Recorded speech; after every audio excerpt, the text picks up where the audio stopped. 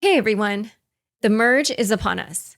After this show is published, Ethereum's merge, which will transition the blockchain to proof of stake, will likely happen within about 2 days.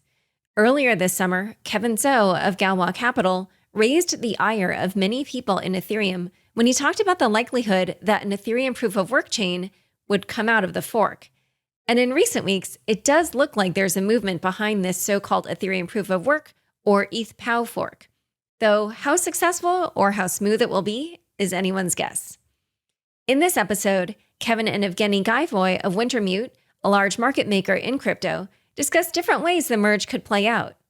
Honestly, they said so many things that surprised me, and we got to cover everything from the potential ETH PoW chain to Bitcoin to ETH itself to DeFi. We talked about NFTs and more. Litecoin, Dogecoin, and SHIB even got a mention. I hope you find this episode as thought-provoking as I did, and also that you have a happy merge week. When I catch you Friday, we should be in an Ethereum proof of stake world. Enjoy the show. Hi everyone, welcome to Unchained, your no-hype resource for all things crypto. I'm your host, Laura Shin, author of The Cryptopians. I started covering crypto 7 years ago, and as a senior editor at Forbes, was the first mainstream media reporter to cover cryptocurrency full-time. This is the September 13th, 2022 episode of Unchained. Every other week, Unchained hosts The Chopping Block, where crypto insiders Haseeb Qureshi, Tom Schmidt, Robert Leshner, and Tarun Chitra chop up news in digital assets. Catch the latest episode now on YouTube. Harness the full power of the Avalanche network with Core, your new Web3 command center. Built by Ava Labs, Core is more than just a wallet. It's a non-custodial browser extension engineered for users to seamlessly and securely experience Web3 like never before.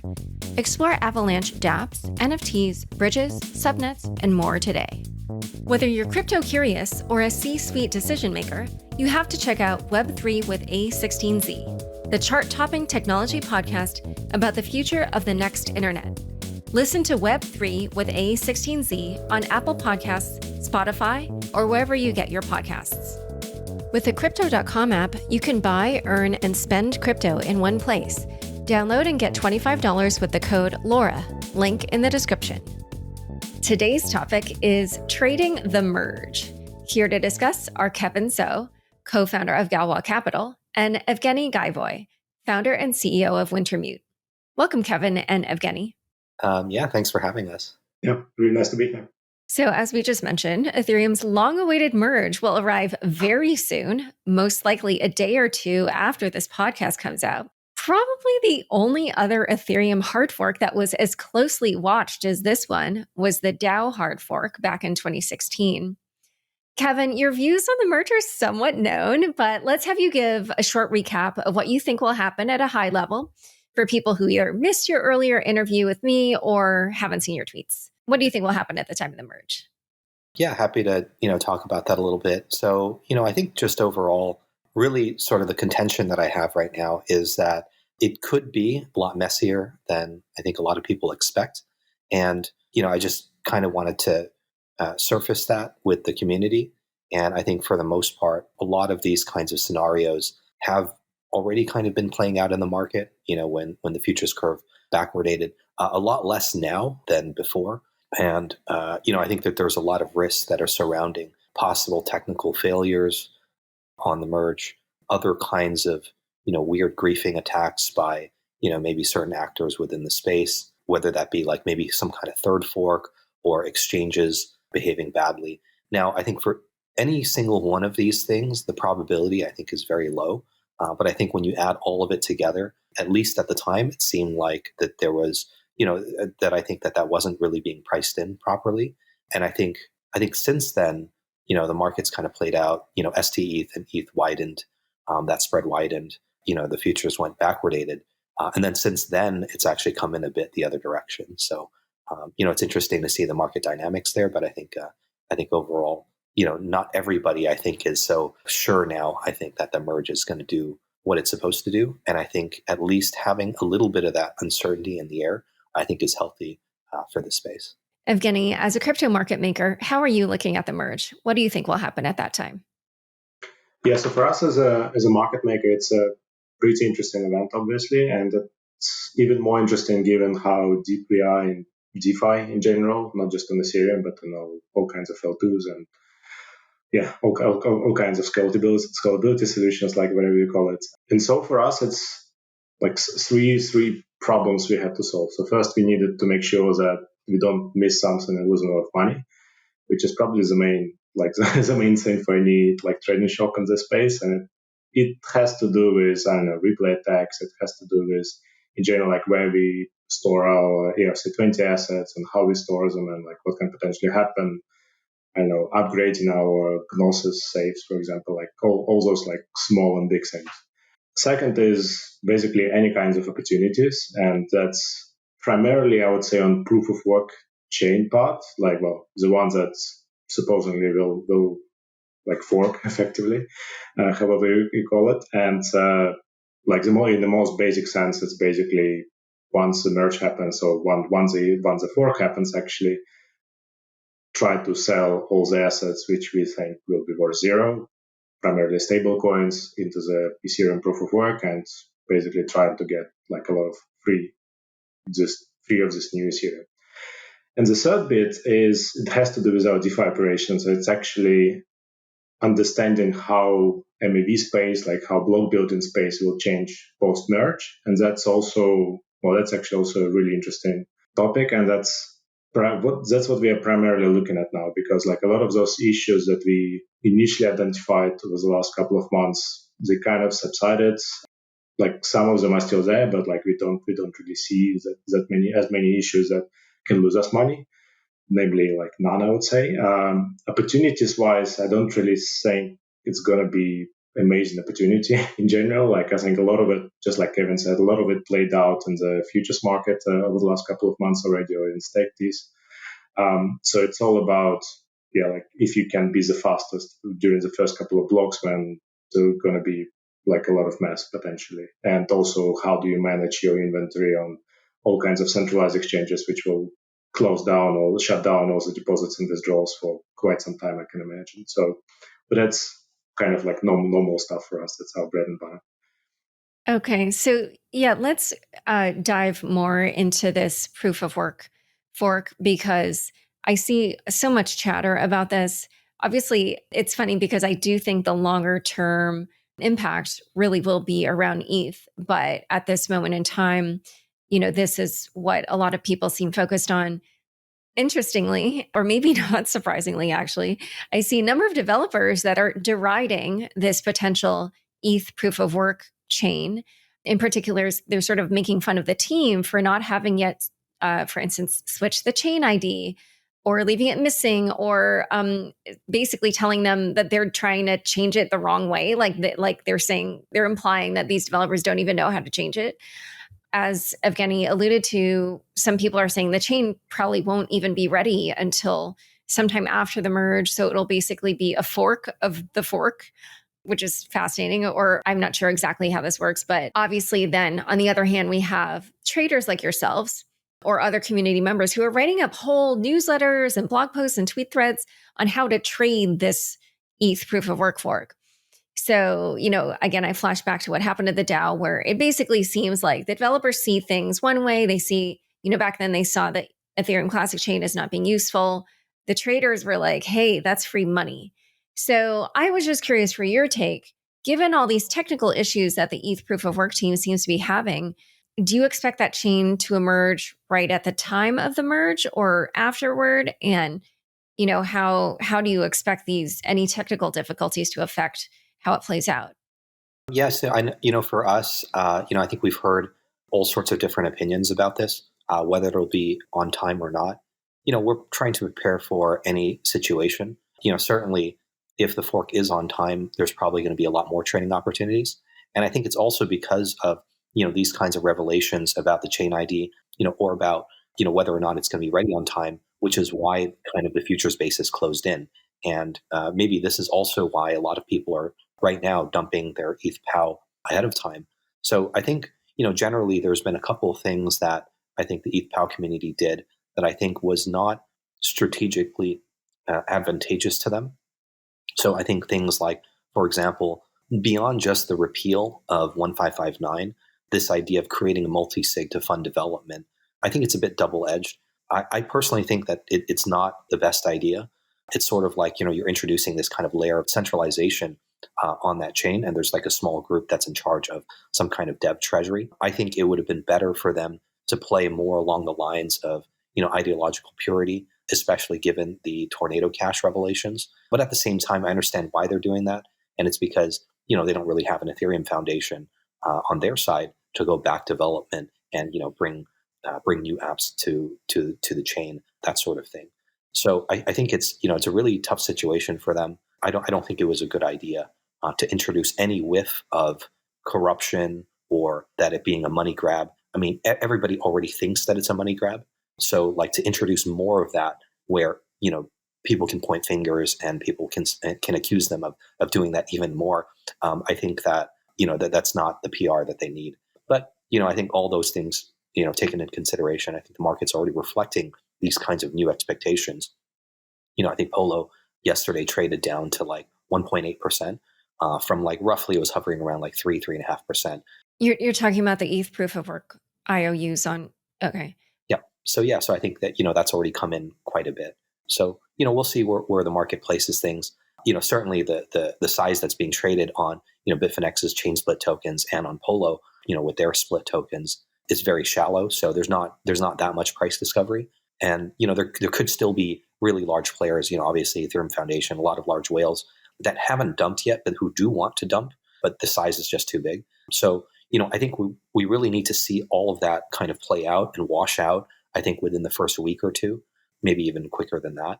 And then afterwards, then we can come to some kind of equilibrium price, at least in the short term for ETHPoW. And then what happens in the long term really depends. I think the POS guys think that it bleeds out to zero. That's probably very likely. Also, there's also possibilities of it just randomly pumping for other reasons.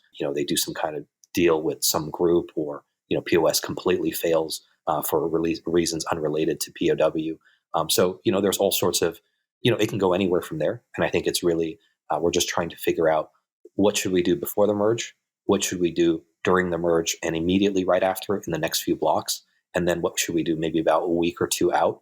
And then from there, we don't really care too much, because I think for these longer time frames, it's just not as interesting as sort of like the mechanics of trading these kinds of special sits and one-off situations. Okay, one thing I want to clarify is just when you talked about repealing 1559, it's because that drastically reduced what the miners were earning. So by repealing it, then they would sort of boost how much they're earning because that was burning part of the fees. But then I wanted to ask you, so explain how this works for the ETH PoW tokens that are available on some of these exchanges. So for people that are trading these, does this mean that the exchange will just give them some, whatever the same number of actual ETH PoW tokens are that are available after this new chain survives, or how does that work? I imagine that's the case. I don't have any special insight there. I imagine that there must be some exchange out there, maybe one of the smaller ones, that just completely messes it up and continues to accept like deposits of ETH PoW as if it were ETH POS. I mean, there's all sorts of like weird edge cases, and I wouldn't put it past somebody to mess up somewhere. But if according to plan, though, it would be that each token becomes 2 tokens. Exchanges would give it to their customers based on right before the snapshot what the ownership split looked like. Okay, so and Evgeny, how are you thinking about, like, obviously Kevin just mentioned that there's potential for it to be live later than the actual merge. What are you sort of either betting on, or how are you thinking about this uncertainty? Yeah, I guess like what they communicate so far is it will be almost exactly at the merge, which will make things quite fun for a lot of people and quite difficult for a lot of people as well. I think ultimately that's most likely that will happen actually, because they're just looking at the way, like you did mention, like a few developers like having problems with them on like esports side, and I've seen like Coinbase has been not very happy with them as well. I think today about not pushing through the chain ID or something, which obviously is a prerequisite for replay attacks being potentially possible.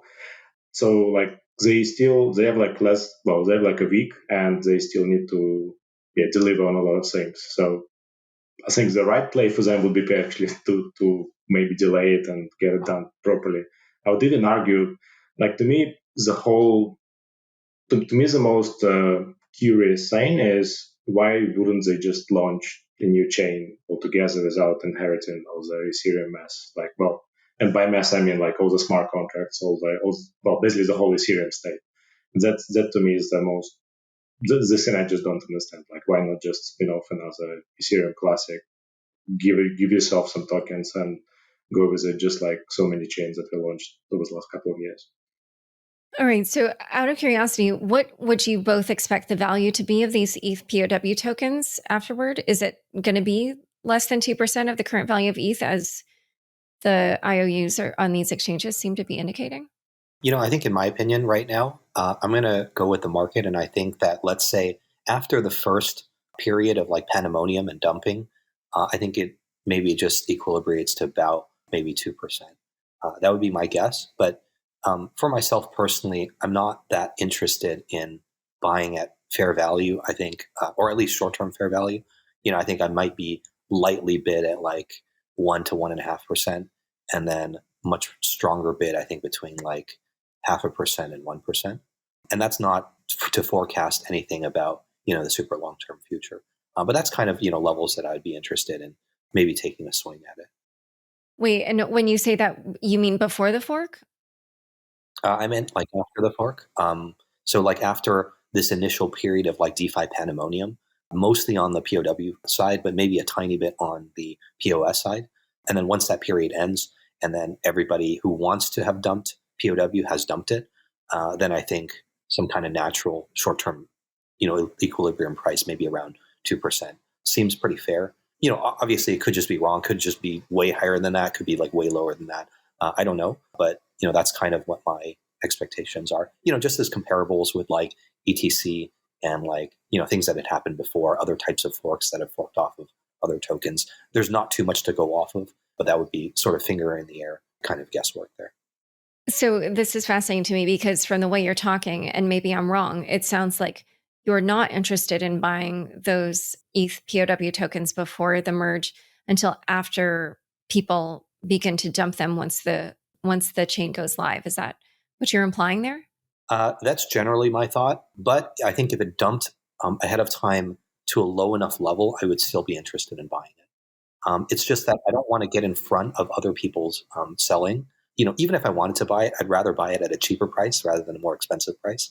So, I'm fine to wait for everybody else to go first on that. Oh, I wonder. I'm not a trader, but given everything that you've said earlier, that I find that surprising. I would have thought that you were looking to, dump in the first few blocks. But while we're talking about that, for both of you, what do you think will happen in the first few blocks? Like, I saw Dan Robinson of Paradigm appears to be figuring this out as well. He's asked on Twitter, if the ETH PoW fork happens, what will the first few blocks be like? Give me your opinion, for both of you.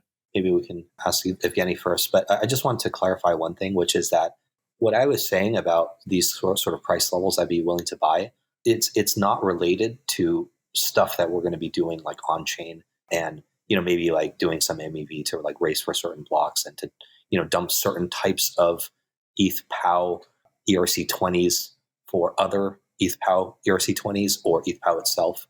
That's like a different set of strategies. I meant more for like in the midterm where I saw fair value. That's sort of what I meant. All right. So first few blocks on the ETH PoW fork. What do you guys think?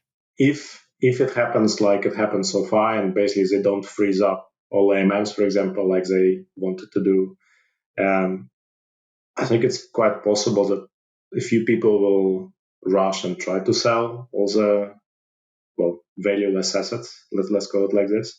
I think it will take a few more blocks than just first couple of blocks, because I think like those first few blocks will be very like busy, and I think we'll see a lot of competition. This competition will be even more interesting because we wouldn't see normal players like Flashbots, for example, helping out. We wouldn't see a lot of this infra that will suddenly just stop working on proof of work. So people will have to go back to the old ways, figuring out like how to actually submit it, how to, I don't know, pay miners properly to do all this stuff. And I don't think a lot of companies can actually figure it out properly. Like it's quite possible proof of work devs will not do something properly as well, and that actually will be delayed.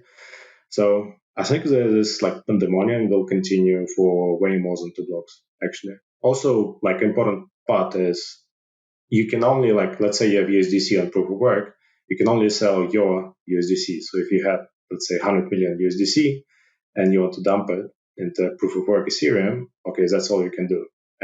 But you cannot sell somebody else's USDC, and they can still do it a bit later, for example, for like really big payment pools, which still might have opportunity like this later on. Yeah, I definitely agree. And, maybe to add on to that, I think that, you're already starting to see some of this being reflected. Well, on the sort of like foreign lending pools, where, Aave, Compound, Euler, they're all coming out with different statements about what they're going to do. They're all going to treat things a little bit differently. Now, some of it is just that people want the fork token. That's why they're borrowing ETH, and, ETH borrow rates are going high. But I think also some of it is that people want to pre-collateralize their DeFi debt in a lot of these stable coins, which cannot be duplicated across two chains, right? So like a lot of people are already kind of setting up for this kind of stuff.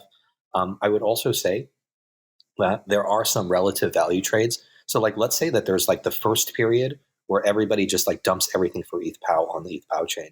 But then like maybe later, once everything has already kind of been dumped to all these ERC20s have been dumped to nearly zero, now like maybe there's some kind of interesting plays that you can do between the ERC20s, right? Like, for example, if I asked you, do you think that CRV1 or Uni1, or like, let's say CRV PoW or Uni PoW has more value? At some point, like both are dumped so low that both are kind of like, free options, right? Or very, very cheap options. But even then between them, you can make certain arguments about why one, I won't say what I think there, but why one might be worth more than the other, right? So like once all like the ETH PoW has been taken out of the system, people are just kind of waiting for the exchanges to open up deposits to go and sell it, and I guess some people would hold on to it just to be fair. Then, what's left to do on chain? Maybe there's like a second period after the initial pandemonium, which is like a reshuffling of the relative values of all of these coins.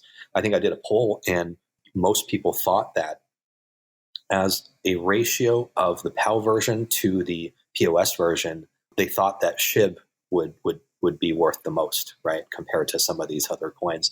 I have some differences of opinion there, but it's possible. It's at least with SHIB, it's just not a very fancy token. There's not a lot of knock-on effects with DeFi, so it's possible. Maybe they're right about that, right? But at least it gives us some things to play around with while after the initial wave of ETH PoW, everything being traded into ETH PoW on the PoW chain. This is interesting because I'm just realizing that I had never thought about what kind of token SHIB was, but I'm just realizing it's an ERC20. Mm-hmm. So we've been referring to this throughout, but let's just dive into this a little bit further. What have you been seeing people do or are doing in advance to, either obtain this airdrop or trade it in some ways? Some of the things we've been talking about have been the ERC20s. I've seen people talking about, moving money from layer 2s, moving them from centralized exchanges.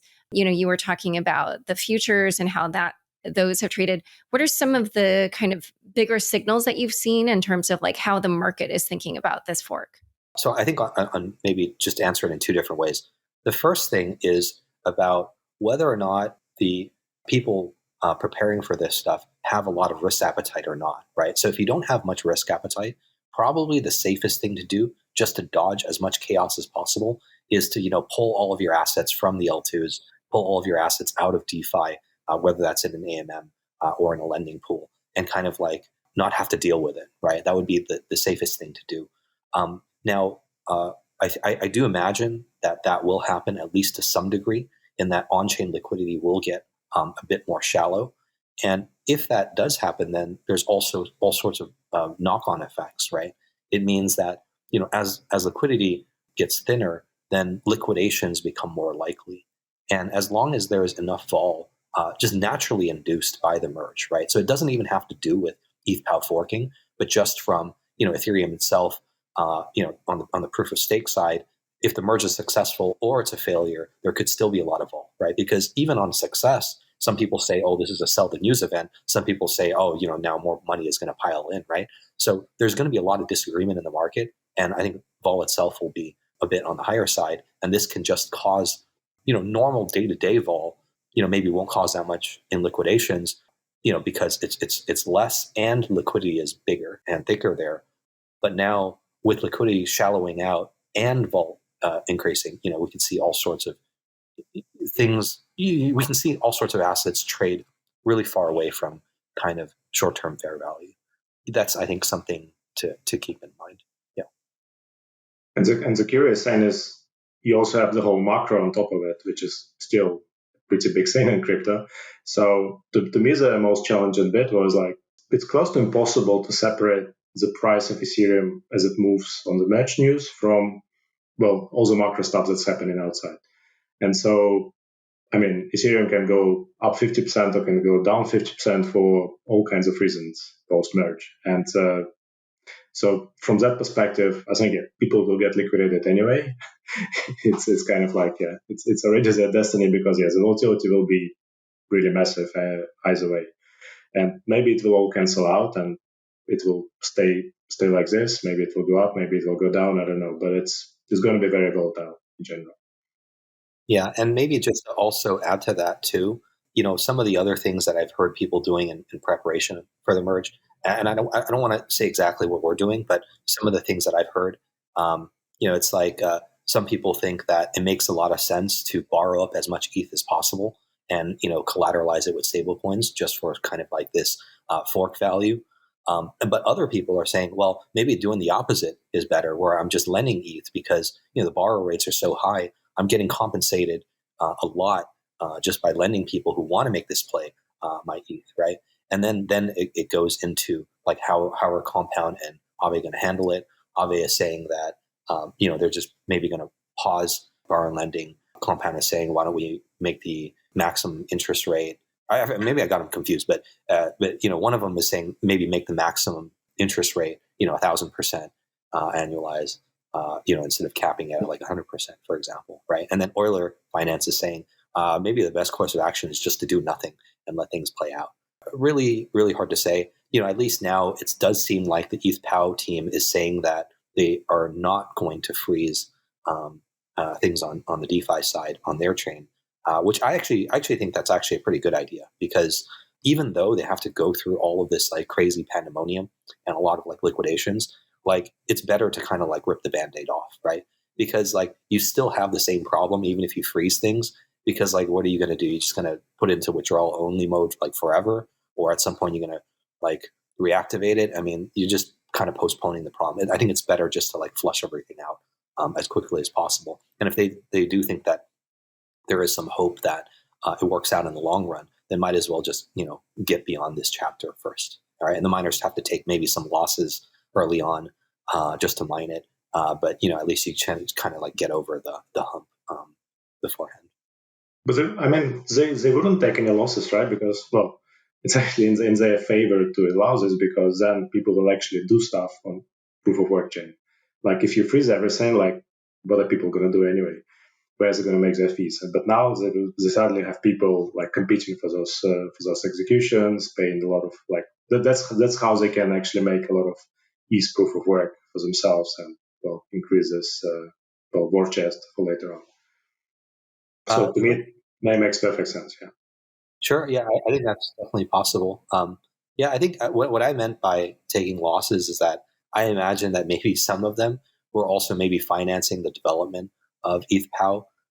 Maybe they're like taking losses in the sense that they actually do believe that their chain will be worth maybe not that much, but like more than what the market is showing at 2% right now, right? So for them, it's like they would like maybe mine at a loss given the current price, and then try and hold it to like maybe 4% or 6% or something like that, right?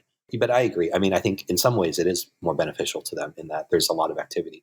I think it's a bit confounded. I don't think it's obvious whether or not they have to do a little bit of like loss leading, or whether it's still just like over on that positive.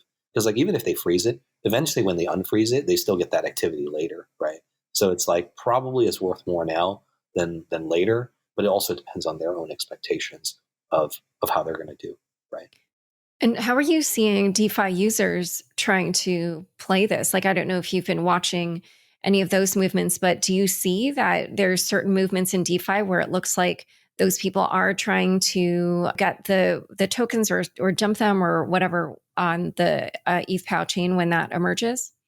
Well, I mean, I think until the fork, it's hard to say what people will do because they can't really do it right now. The only thing that they can do right now is split their ETH and pre-sell ETH PoW. But for all the on-chain stuff and all the tokens, we just kind of have to wait and see, I figure. Okay, but you're not seeing any movements like, for instance, liquidity pools drying up or just, a lot more being created or anything like that that would indicate there's certain ways people are trying to play that. What I would say is we've noticed some things. I don't want to say exactly. We're so close to the merge. Maybe we can. I'm happy to always come back on later after the fact to talk about things. Yeah. Okay. Well, this actually leads me to another question that I had for you, which was that, as we mentioned earlier, for the DAO hard fork, it was just totally different. Like the community was totally blindsided by the Ethereum Classic chain. And the fact that now you have been so open about this, like you even mentioned that you feel that now the community seems very well prepared for this. But I was just wondering, why were you so open about it? Because didn't that sort of cut into any potential profit you might have made from doing these trades in a more kind of like stealth way? Yeah, so I want to say that there are a lot of trades that I never talked about that we did make. One involving Litecoin, actually, using that as a hedge, but it's a separate thing. And there's also, I think, a lot of more sort of mechanical plays that I didn't really talk about.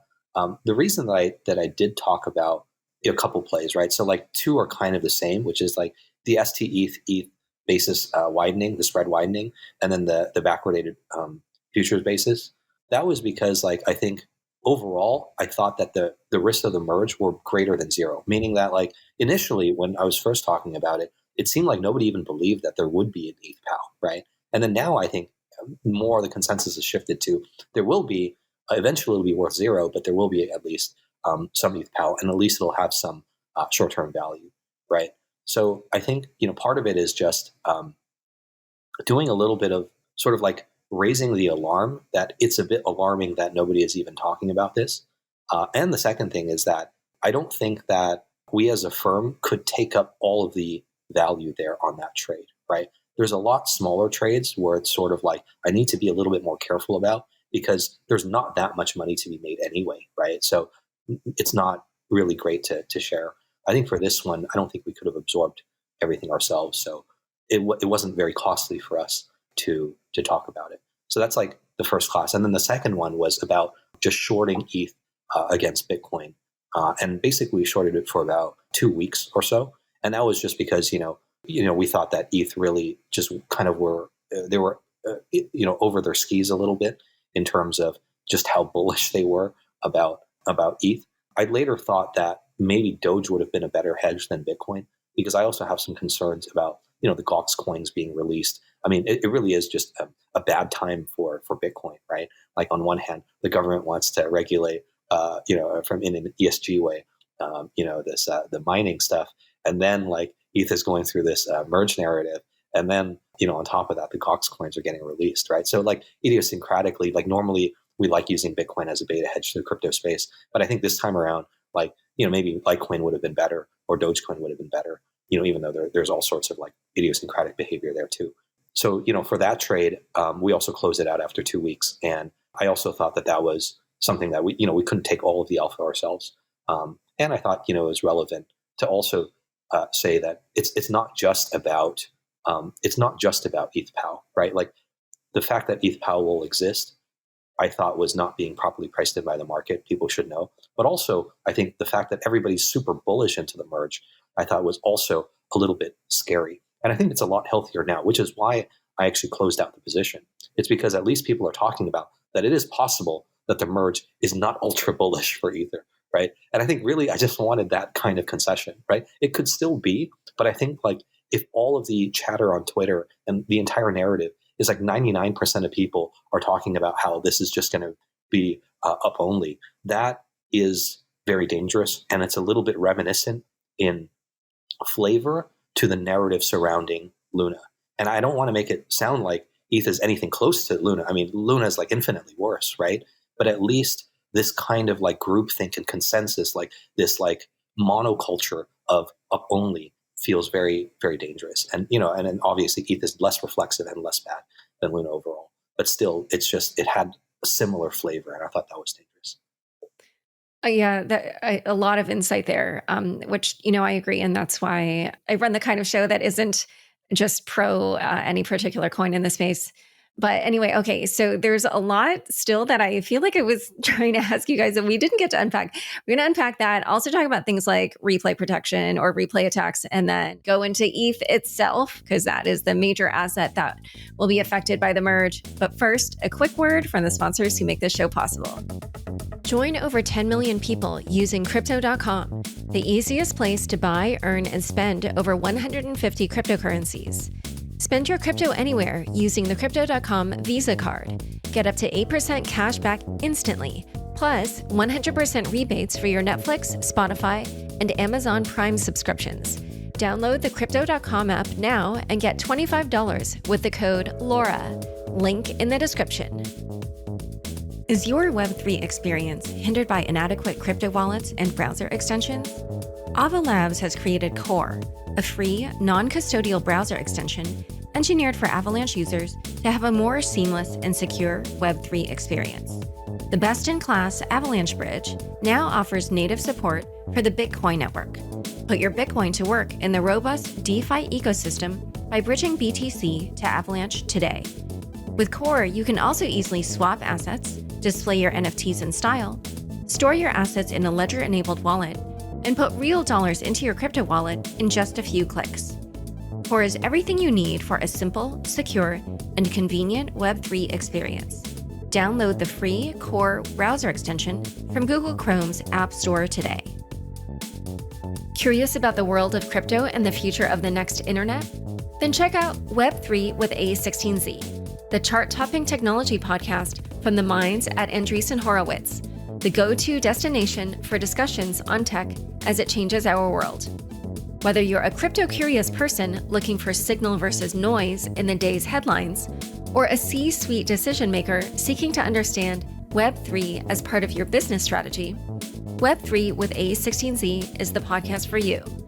Tune in each week for leading insights from the top scientists and makers in the space through carefully curated conversations with acclaimed podcast host Sonal Chokshi, former showrunner and longtime host of the A16Z podcast, along with frequent guest appearances and hosting by Chris Dixon. Listen to Web3 with A16Z today on Apple Podcasts, Spotify, or wherever you get your podcasts. Back to my conversation with Kevin and Evgeny. So we've referred to these things a few times now, but I just want to make sure we explain this to people. So Kevin, you mentioned the stETH price widening, I guess, in relation to ETH. Can you just talk about what you saw there and why that, what that indicates about how people are thinking about the merge? So I think that spread's actually come in a little bit. We still do have that position on, but the original idea on why it would widen is that, like, what's the difference between stETH and ETH, right? Like, one is that stETH gets some kind of like staking yield. Two, it's more illiquid, and then three, it's not going to get the proof of work fork, right? So those are like the three main differences, right? Now on the proof of work side, that's just whatever the value of the proof of work chain is, right? Which is the market is saying like 1.8% or whatever it is today. I haven't looked. And then on the sort of yield versus illiquidity side, I was pricing that roughly at like 2%. So I think like stETH should be like the sum of 2% and whatever the ETH PoW fork is worth, right? And that was kind of my baseline like mental model of what the fair value of stETH is. Evgeny, do you want to talk about what you were seeing with the futures market and what that indicated about how people were thinking about trading the merge? I mean, ultimately, just like Kevin said, it's all the markets are pretty efficient. Like staked ETH discount reflected the futures markets and what we see as like interest on AVA. It's also highly correlated to that. We've even seen people smashing the funds on perpetuals, even though it doesn't make as much sense because like it obviously can change significantly more and will much closer to the merge. So like it's just stuff that happens in the trading world that must happen. So it's not esoteric by any means. It just must happen. Like I think with staked Ethereum, like there was a bit of effect on top of it that like there are other stake products, and there is often like a relative value play buying some of them, selling other of them. Like Coinbase just released their stake product as well. So there are quite a lot of plays that can be done with it. And I think also one thing that I wanted to touch upon is like this idea. I find like really interesting this idea that okay, let's say it's 2%. Let's say proof of work Ethereum is 2%. I don't think it's such a big deal to a degree, primarily because I don't think there is a bid in all this. Like, okay, there is a bit of a bid. I don't know, maybe Kevin will bid like 0.5%. Wintermute will bid like 0.25% because why not? Like some other people will bid as well. But ultimately, all of us are doing it for like really short term. Like, and at some point it will, like if it goes to 10%, that's where you will see Ethereum Foundation selling. That's where you will see a lot of exchanges selling. That's where you will see a lot of market makers selling. So currently there is this massive invisible offer, which will not disappear primarily because just doesn't make sense for most people to sell 2%. It's like, it's just not worth it. It's almost a free option you get. Okay, it costs you 2%, but the upside is there, so it just makes sense to wait it out. And it's especially true for this like CRV1 or Uni1 tokens, which are also like, I don't know, Kevin asked me the other day, like, yeah, can I show him an offer? Like, it doesn't really make sense for us to sell them at 10 basis points or 5 basis points because, okay, if they can go to 1% of Uni because some people think they have value for whatever reason, that's the money we can potentially make. And so it really doesn't make sense to sell your assets like basis point on the dollar. It just makes sense to wait, but it also creates this fake illusion of something having value, which it actually doesn't. Yeah, so I think I mostly agree with what Evgeny said, but I would have a different opinion about what constitutes something having value. As we've seen just in the past 2 days, Luna Classic pumped like crazy. I would certainly say that this chain has virtually no value. Overnight it kind of just pumped like 100%. And now Luna 2, basically, Luna itself is pumping. That also doesn't have too much, right? So, and then, just in the history of crypto, how much value is there in a lot of these coins, right? I think a lot of it is just kind of like belief in a thing, like in a GameStop kind of way, right? And I think a lot of it is also pulling very speculative future worlds to the present, right? Like it's sort of like, let's say almost all the value of ETH PoW is now maybe contingent on ETH POS completely and utterly failing, and then them having a really strong narrative, or maybe not even that strong, but much stronger than now kind of narrative, right? Like if the chance of ETH POS completely failing is like, let's say, and I'm talking about like catastrophic problems, not like minor bugs, and they'll probably have minor bugs. It'll all be fine, right? But like really just like, it just doesn't work. They have to roll back the chain, or there's like really critical consensus failures or some kind of double spin, or the network itself completely forks and requires meat space coordination to resolve properly. Maybe that's like around like, let's say 3 to 5%. And then like, if that happens, then let's say the narrative for ETH PoW improves like, let's say 5x, right? So like that's a road for them to get to some kind of meaningful percent, at least in the medium term. Because, when all is said and done, and after ETH PoW has been completely hollowed out, it's basically like how ETH is today, right? And I think that they can make that as a much more convincing argument if the narrative all of a sudden shifts to that the Ethereum Foundation for 8 years have been building this thing, and in the end, when they delivered, it didn't work, right? Like if the narrative really, and because like when people get pissed on Twitter, they get really pissed, and when the mob gets awoken, they bring out the torches. So we've seen former sort of like leaders of projects have their entire community turn on them and kind of get burned at the stake and crucified. I would not put it past that to happen in ETH if something really, really bad happened, right? Not some kind of minor problems. So I do see that first, that this is kind of a massive call option on possibly something like that happening. And then the second is that if we actually look at what it is, it's basically unforked ETH and how it works today, but where a lot of stuff has to get dumped and liquidated and hollowed out. So kind of like what you were saying, Evgeny, like it's like starting a new chain, but there's no like kind of like foundation treasury, and you have to deal with a lot of pain in the short term. But it's kind of like a vampire attack, because you put the coins into the hands of the people who were using the product in exactly the types of ways that they were using it before, and they get exactly the kind of ERC20s that they had before, right? So it's almost, and I don't even think it's particularly bad for the Ethereum Foundation, in that it's almost kind of like an insurance policy, right? In case like things are catastrophic, then there is something there. Now, obviously, I think they would just roll back the chain. Like, I'm not actually particularly worried about, let's say, like stETH in the long run, right? There could be some like liquidations in the short run, because like we've already seen social consensus work with, in that like Keith kind of beat out ETC, right? Like ideological purity didn't matter that much. Social consensus mattered more. Devs mattered more, right? So like their strongest and most true believers are the ones that have stETH. They're not going to let those guys take losses on their bags, right? If something that's like really bad happens, right? And they're going to bail them out, right? And I think at this point, it's a lot less bad than I think the ETH Classic days, because like the first kind of change to code is like not law is like much more Boolean, I think, than like the second one, because it's already been done in the past, right? And I think it makes sense for them to do that. If I was them, I would definitely do that, right? So, I think there's like a lot of these kinds of considerations. I have to say, I think the main way that I would differ from you on that is the percentage at which you think there will be a spectacular failure.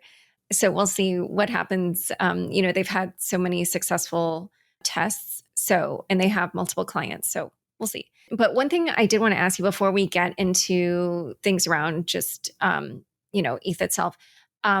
So we talked about how there might be replay attacks. Can you just talk a little bit about, so if there are people out there who, are thinking about trading this, what are you seeing that they're maybe doing to either protect themselves? Because, at this moment, it looks quite likely that there will be, given that this ETH PoW team hasn't really done the necessary technical work to split the chains. So are you seeing people, protect themselves in one way or another, or how are you guys doing it? Well, just like with a DAO of work, it's like the main players who can be affected by it a lot are exchanges, and I think they are prepared for it. Well, all like tier 1, tier 2 ones, I would say, are definitely prepared for it, and they will simply not they'll be very careful with their withdrawal functions, basically, simply because of that. But another one, and it's a really interesting one, aspect of replay attacks that we looked on our side is basically related to basically all this pandemonium that will happen on proof of work chain. And basically what can potentially happen is, let's say I have, 100 million USDC, I sell it all onto ETH Proof of Work and go and sell it on Poloniex later on. Great, I made, maybe I'll make like a few hundred K, who knows. But what happens if the chain ID is the same and replace attacks are possible is somebody can, like, if I have the same state on proof of stake chain, somebody can replace that and screw me over big time, because I will suddenly sell 100 million of real USDC against Ethereum proof of stake. And then suddenly I'm doing like a really bad trade potentially for me, because I'm doing something really big that will potentially move the price. And that can be scary. Can I just ask you, I don't understand your example, because like USD Circle or USDC already came out and said that they're not going to support the ETH Proof of Work chain, because obviously since it's backed by real assets, like you can't just magically suddenly double all those. So Were you just making that up as an example, or I didn't understand how this could be an example? No, it's more like, so if I do this transaction on proof of work, trying to basically get this free Ethereum proof of work from my valueless USDC, this transaction will have like transaction hash and like everything. So somebody can use the same transaction and replay it on proof of stake chain and execute exactly the same transaction. You see? Right, because there's no replay protection. Oh, I get what you're saying. And that basically, so profiting from it is kind of more difficult, but you can screw a lot of people potentially. And let's say I sell 100 million of Uniswap, for example, into proof of work. That will move Uniswap price a lot. And you can position yourself on the other side, buying this Uniswap really cheap on proof of stake, for example. So that can be like one fun thing to do. And it can be one fun thing that people can, on one hand, try to profit from, or if they're like really, really malicious, just trying to, bankrupt like big trading companies, for example. So for us, it was one of those like, what can go really, really, really wrong if this stuff happens, and you can protect yourself against it, but it's a quite a fun one. How are you protecting yourself against it? Well, it's the most easy way to protect yourself is not to do this transaction on proof of work chain in the first place. That's probably the easiest. Well, that's because then there is nothing to replay. Other ways is because it's a state, right? So the state should be the same. So basically, if you during the first block you move all your USDC from one wallet to another, and then during the second block you sell this USDC on proof of work chain, nobody can replay it because you don't have any USDC on proof of stake anymore. So that's like another way you can do it and protect yourself. And would this apply also to NFTs? It can apply to anything really, yeah. Yeah, because like OpenSea said they wouldn't support the ETH Proof of Work chain. I just imagine there might be some people who, in the NFT world, they may not know what a replay attack is. Hopefully, they'll figure it out and not do anything that would cause them problems. Yeah, and maybe just to also add to that, there's a way of splitting your coins pre-fork too. Like there's certain contracts out there that they haven't been audited. I'm not vouching that they work or not, but basically they figured out a way that on-chain you can detect which chain you're on, and for each side of the two split coins to be only valid on. And it's basically a contract that allows you to split your coins beforehand. Okay, yeah. And I just want to make clear, nothing we're saying in the episode is advice for anyone, financial or trading investment advice for anyone. Okay, so we've been talking so much about the potential trading of the proof of work fork. And meanwhile, ETH really is the asset that will probably be most affected by this. So let's, zoom out and let's talk just generally about what's going to be happening here. Kevin, you have actually talked about how, you are long ETH, you believe in ETH. I think that's why a lot of people were, not really happy with your comments. But why don't we just sort of talk generally about what kind of price action do you see around the merge? What, do you think will happen in terms of potential issues around selling the news? And then long term, where do you think the price of ETH will go because of this news event, assuming it's successful? Yeah, so I think it depends on a couple of things. And I just want to clarify, I do hold a little bit ETH myself. That's just been there for a long time. But that being said, there have been periods that as a firm, we have both been long ETH and we've also been short ETH and also most of the time just flat ETH. So, just wanted to clarify that. Overall, if the merge is successful, I think that initially probably just from the hype and just from the celebration, probably a little bit more money is going to pile in. But I think right now, anybody who really likes ETH is already kind of in ETH. I find there to be very few people kind of like on the sidelines that are kind of like neutral about this and want to see how it plays out and then to go along. I think for the most part, people, even on the fence, have mostly bought into the narrative. And then there's like a set of detractors who will just never buy this thing no matter what happens. So I think really, the lines are kind of drawn already there. And I don't really see the price getting bought up to really crazy heights. Now, there are some counter arguments to this, like, for example, that the inflation supply issuance is going to get reduced by a lot, 99%, 90%, and that will help things on the supply kind of overhang side. But, I think a lot of price action is mostly driven by demand anyway. So really the question is like, who are going to be the new buyers? We know that there's a lot of people who are like, kind of like, it depends on the demographic of like true believers and who can be converted to be a true believer after the merge is successful versus how much mercenary capital was piling into the long merge trade to begin with, who will then look to exit for new opportunities in whatever the new narrative is. So if the former is greater, then the price should go up. If the latter is greater, then the price should go down. That would be what my guess is, on whether this is a sell the news event or not. Evgeny, what do you think? Yeah, I mean, it's in general quite interesting that we are both here because like, our firms are both trading, but like we're kind of doing very different things in a way. Because if you listen to Kevin, like it's, I don't know, long Ethereum, short Dogecoin, like all those kind of plays. While for us, it's much more on the automation side, just making sure that we can just provide markets continuously throughout the day. Like we typically don't hold long-term views on things. We do hold some tokens as part of our venture portfolio. We do hold some tokens like Ethereum and Bitcoin as part of our treasury, effectively. It's not something that can ever make us go bankrupt or even like jeopardize our operations, but it's something we felt was the right thing to do.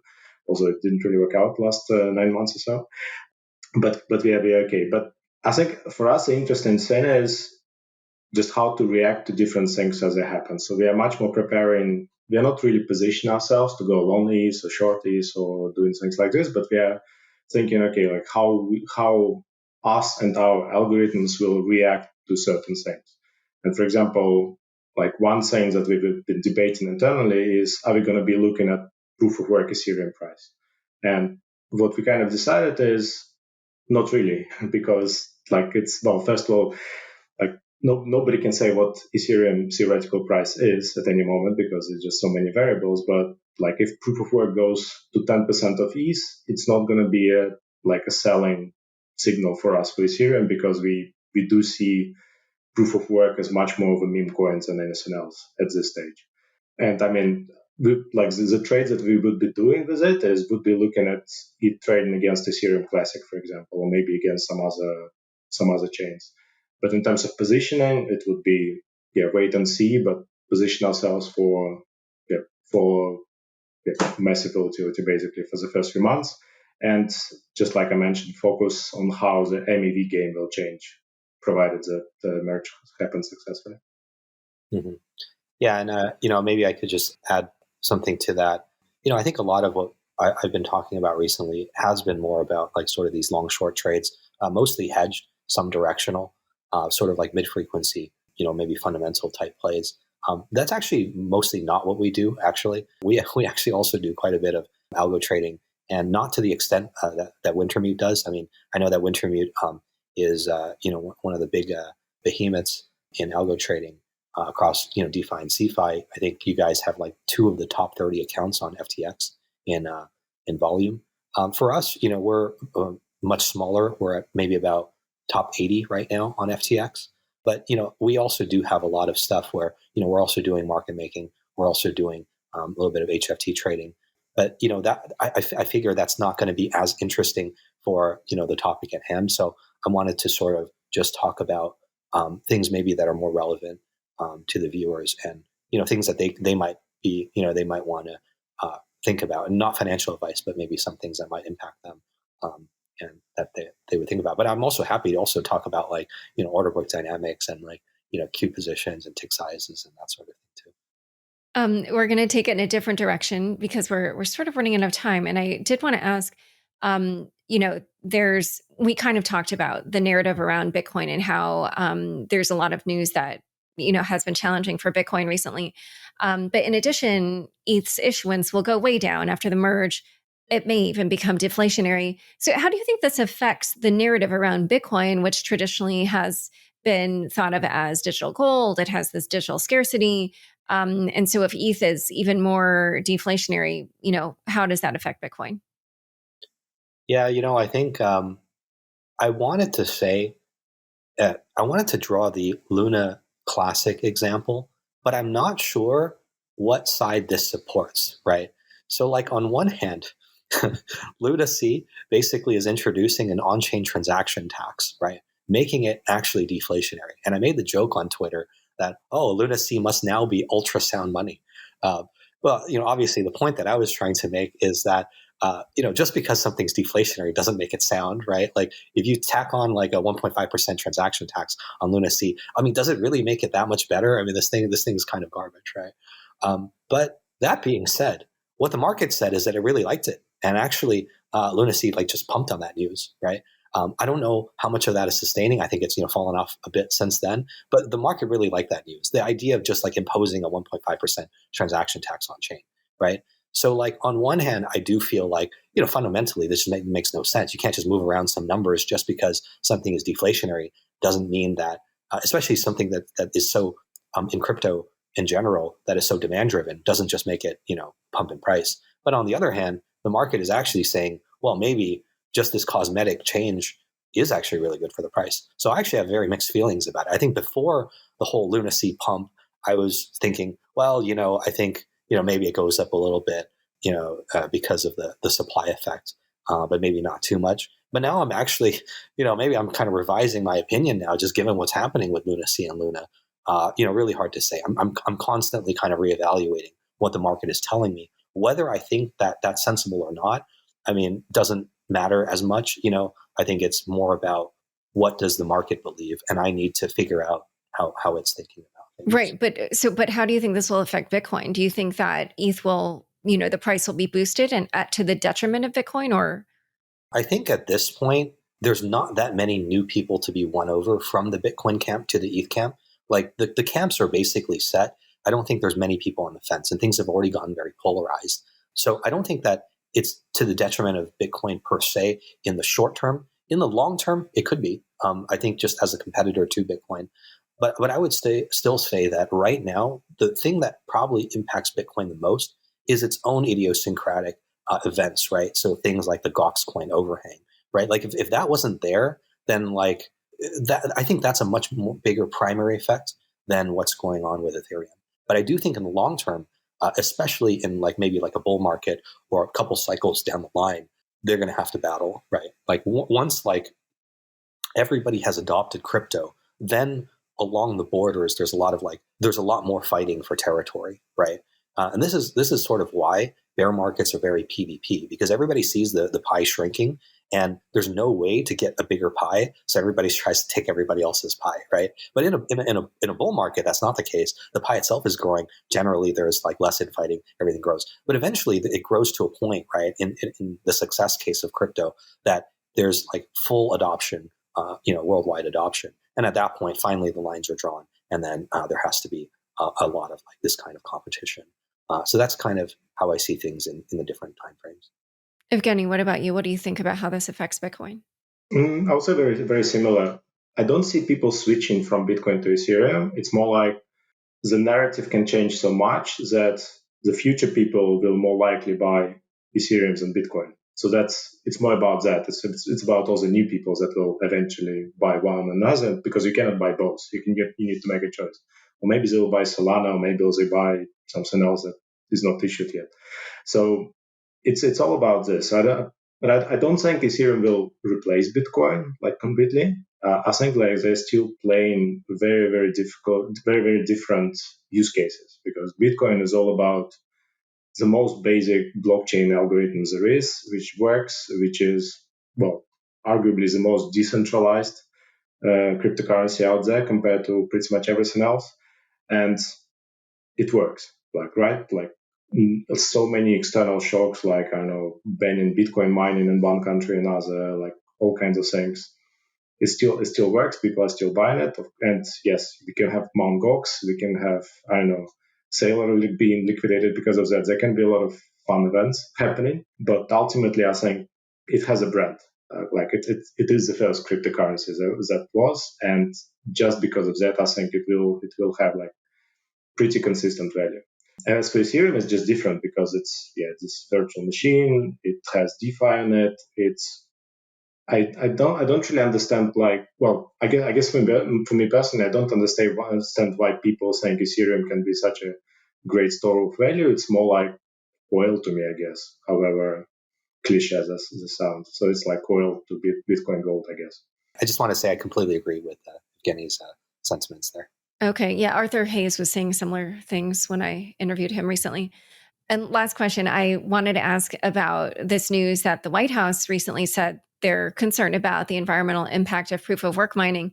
And I wondered again how you thought this could affect that kind of, I don't want to call it a competition because I agree with you that Bitcoin and Ether are actually just different things with different purposes. But obviously, as you said, people will come into this space, especially newbies, they're going to be kind of looking at them maybe more just like as investments or whatever. And so I wondered how you felt that the change in the Ethereum consensus algorithm towards something that's more environmentally friendly would affect, again, the narratives between these two coins. Yeah, so I think it really depends on how the ETH people want to play it and whether or not they're going to take this as an opportunity to try and take market share from Bitcoin. Because I do think that the narrative on this favors them, pretty strongly with, obviously proof of stake requiring a lot less energy, especially during a time where energy, there's energy issues around the world. And, you can make a case that maybe that energy would be quote unquote better spent on heating homes and growing food or whatever, all these other things, right? So I think I think the ball's in their court on what they want to do. I don't particularly mind the moral argument, like if they were to say that ESG is just better for the planet, it's good overall. I think what I don't particularly like is if they would try and I always consider a lot of the disputes within crypto to be like family affairs, right? Like for the most part, we all disagree with each other, but at the end of the day, we're all like crypto heads together, right? And, against the outside world, against like fiat money, that sort of thing. So, I think that overall, like, I've supported, Tornado Cash and the developments that are going on there. I don't think that, I think that whether or not ETH is a security, I don't think that the Bitcoiners should go down that road, right? And I also don't think that the Ethereum guy should go down the road of trying to have state actors enforce against proof of work. I think the best situation is just to have an open market, have everybody just fight on an equal playing field, and then may the best coin win. I think you can make moral arguments. I don't even mind Ethereum guys doing that. I think it's another thing to kind of have like an appeal to a greater authority, with a monopoly on violence, to try and enforce against your competition and to try and limit the scope of their competition. I think that would be less healthy for the space in the long run.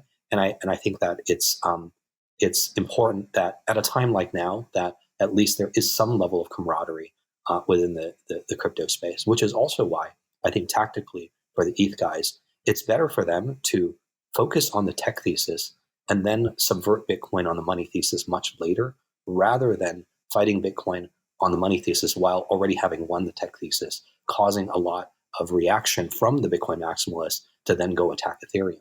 I think it's a lot better to have some kind of truce there, so that a greater war can be fought, and then later on can deal with that issue. I mean, Ethereum can always make the argument that U.S. equities are in total worth more than gold, right? Than the market cap of gold. I think that is a perfectly fair argument to make. If they want to say they want to have like U.S. equities plus the market capitalization of gold, I think that is fair, but I don't think that that's tactically correct. Yeah. Interesting. Evgeny. Yeah, look, I'm pretty much 100% agree. Like, one thing I guess I want to say for I mean, it's totally political what's going on. Like, and it's just part of continuation of this ESG narrative that has been there for quite some years now. I'm personally hoping, for the record, that this ESG narrative will wither and die, because I think like the way it's implemented, the way it's affecting like how people invest their money in mid space, I think it's very stupid. There are like way more smarter ways how you can affect the change on with the environment and everything. And yeah, banning Bitcoin is not the way to approach it. Like, it's banning Bitcoin is not going to make our planet greener. That's if you think about it properly, you'll understand that. So I think, yeah, I fully agree that as crypto community, we should go get together and like just not use those kind of occasions to destroy our opponents. It's like very, very simple.